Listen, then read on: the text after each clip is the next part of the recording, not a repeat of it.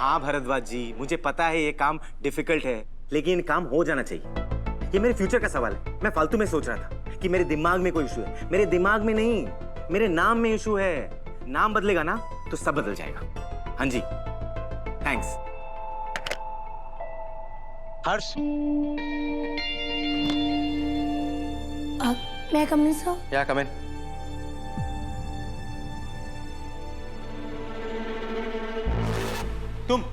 तुम क्या कर रही हो? मीरा ने जो काम दिया वो करके आओ।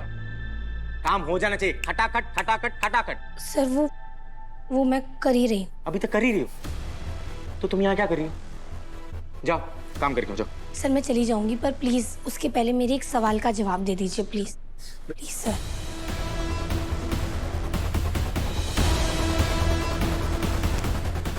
पूछो। सर एक बात बताइए, रूल ज्यादा इम्पोर्टेंट होते हैं या सिचुएशंस? ये सवाल तुम मुझसे क्यों पूछ रही हो? क्योंकि सर मैं इस वक्त जिस सिचुएशन में फंसी हुई हूँ ना, उस पे ये ऑफिस के रूल्स बहुत भारी पड़ रहे हैं। कैसी सिचुएशन? सर वो मैं आपको एक कहानी के जरिए समझाऊंगी।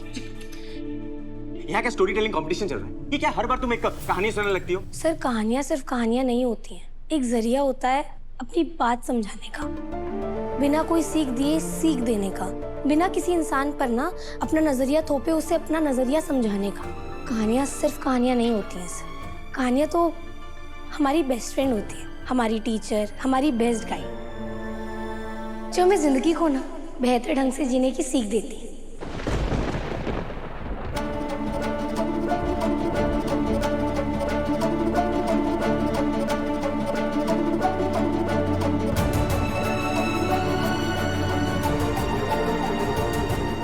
क्या कहा तुमने?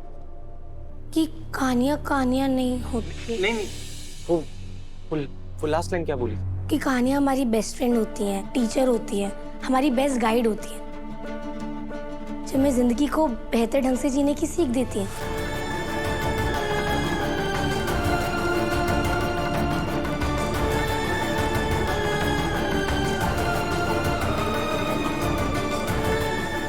क्या हुआ सर, मैंने कुछ गलत कह दिया क्या? नहीं, ये लाइन मैंने पहले किसी के मुंह से सुनी है।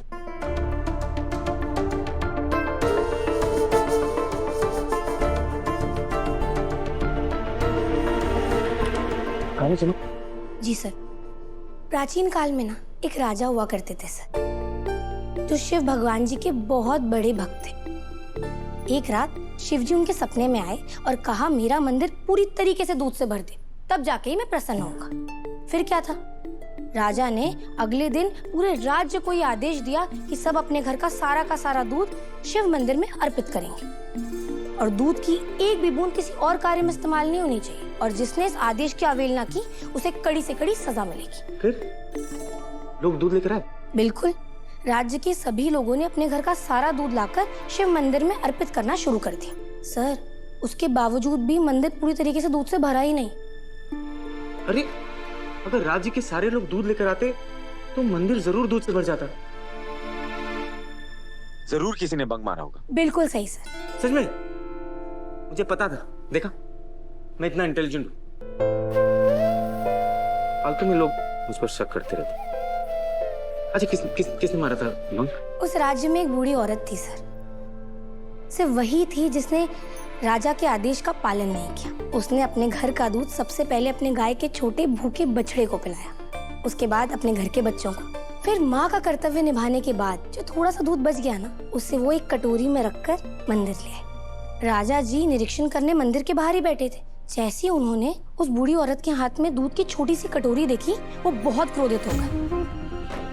उन्होंने उससे पूछा, तेरे घर में तो 2 गाय है ना, फिर इतना सा दूध लेकर क्यों आई है? फिर बूढ़ी औरत ने उन्हें समझाया कि मैंने सबसे पहले अपने घर का दूध गाय के छोटे भूखे बछड़े को पिलाया, उसके बाद अपने भूखे बच्चों को, क्योंकि उन्हें ज्यादा जरूरत थी। उसके बाद जो दूध बचा मैं उसे लेकर मंदिर आ गई।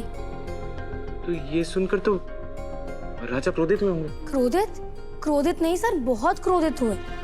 उन्होंने उससे कहा, तूने मेरे आदेश की अवहेलना की, अब तुझे कड़ी से कड़ी सजा मिलेगी। बूढ़ी औरत ने बोला, ठीक है, मैं सारी सजाएं भुगतने के लिए तैयार हूँ, पर उसके पहले मेरी कटोरी में जो दूध है ना, उसे मैं शिव जी को अर्पित करना चाहती हूँ। राजा ने उसे आज्ञा दी और उसने जैसे ही दूध शिव भगवान जी को अर्पित किया ना सर, पूरा मंदिर दूध से भर गया। शिव भगवान जी साक्षात वहां पर प्रकट हो गए। सच में? हाँ सर। ये देखकर राजा जी और प्रजा के सभी लोग दंग रह गए। राजा ने शिव भगवान जी के सामने हाथ जोड़े और उनसे पूछा कि भगवान, मेरी इतनी कोशिशों के बाद ना ही मंदिर दूध से भर पाया और ना ही आप प्रकट हुए, फिर इस बूढ़ी औरत के दूध में ऐसा क्या था जो आप प्रकट भी हो गए और ये मंदिर पूरी दूध से भर गया? हाँ, मैं भी यही सोच रहा था कि उस बुढ़ी के दूध में ऐसा क्या था कि पूरा मंदिर दूध से भर गया। इस सवाल का जवाब शिव भगवान जी ने स्वयं दिया। उन्होंने कहा, हाँ माना मैंने तुझे आदेश दिया था, पर कई बार बड़ों के आदेश से ऊपर उठकर हमें परिस्थितियों के अनुसार हमारे कर्तव्य का पालन करना होता है। मतलब कई बार हमें सब कुछ भूल करना वो करना होता है जो हमारी सिचुएशंस हमसे डिमांड करती हैं, क्योंकि सर आदेश से बड़ा होता है कर्तव्य। कहानी तो अच्छी है, पर नहीं, मुझे क्यों सुना? क्योंकि सर मेरी सिचुएशन हूबहू उस बूढ़ी औरत की तरह ही है। माना आपने मुझे काम करने का ऑर्डर दिया है, पर सर घर पे मेरी शादी की तैयारियां चल रही हैं। मेरा पूरा परिवार ज्वेलरी शॉप में मेरी राह देख रहा होगा सर, क्योंकि मैं उनसे घर से निकलते वक्त ये वादा करके निकली थी कि मैं आज वक्त से पहुंच जाऊंगी। सर अपने परिवार के पास वक्त से पहुंचना मेरा कर्तव्य है। सर अब आप डिसाइड कीजिए, मैं आपके ऑर्डर्स फॉलो करूं या अपना कर्तव्य निभाऊं।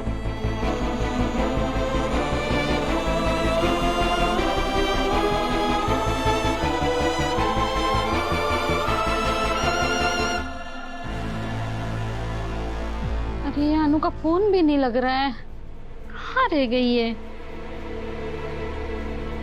बहन जी, लापरवाही की भी हद होती है। अगर आपकी बेटी को यहाँ आना ही नहीं था तो हमें क्या झुनझुना बजाने के लिए बुलाया?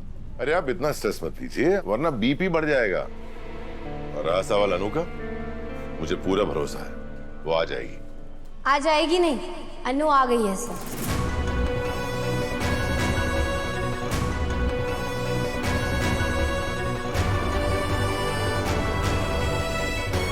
इसका मतलब अनु ने हर्ष को मना लिया।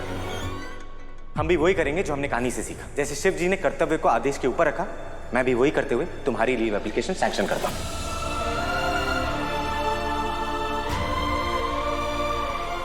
Sir thank you so much. मैं आपको बता भी नहीं सकती आपने मेरी कितनी बड़ी प्रॉब्लम सॉल्व कर दी है sir. Thank you so much. पता है, जब भी कोई मुझसे नॉर्मल तरीके से बात करता है ना, कुछ समझ में नहीं आता, जैसे दिमाग में ना कोई बफरिंग चल रही होती। पर जब कोई कहानी सुनाता है ना, तो सब कुछ सुपर फास्ट समझ में आने लगता है।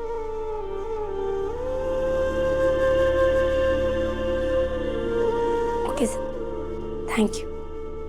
एक मिनट। जी सर। अपना फोन तो लेते जाओ। Congratulations. Wishing you a happy married life in advance and join a company soon. Thank you sir.